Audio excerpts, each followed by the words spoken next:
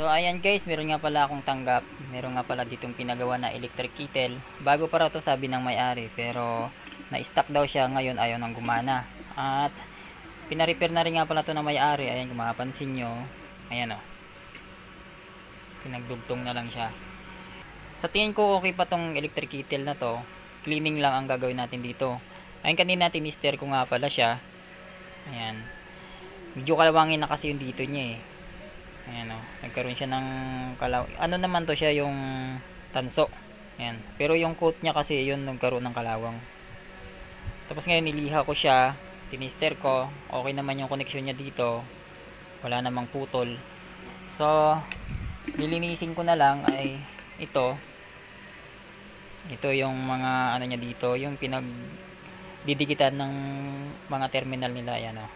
Kung mapansin yung tanso na yan, lilinisin na lang yan. Tapos dito okay naman siya, kunting linis lang. Yung dito, ito yung napansin ko, ito naliha ko na siya eh.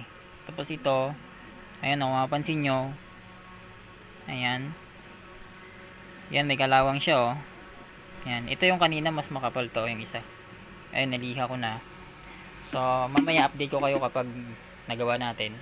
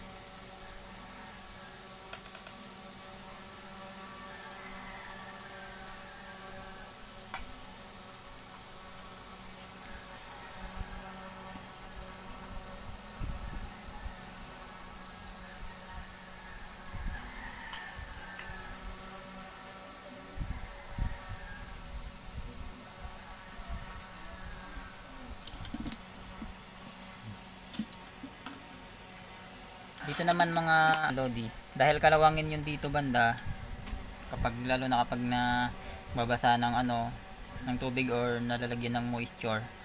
So, pwede natin siya lagyan ng siguro langis, mantika or grasa. Ayan, para hindi siya magkalawang agad-agad. Okay? Ayan na mga lodi, update tayo. Okay, so ngayon i-testing na natin kung gagana siya. Ayan.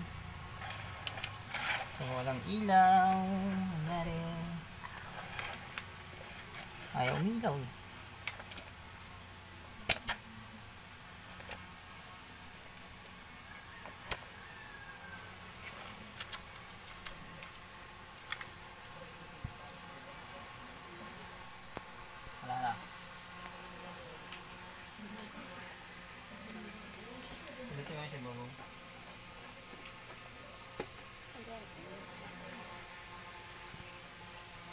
So, pagkatanga-tanga talaga ng ano na to, repairman na to mga lodi. Nakalimutan ko nga pala, dito nga pala may switch pala oh.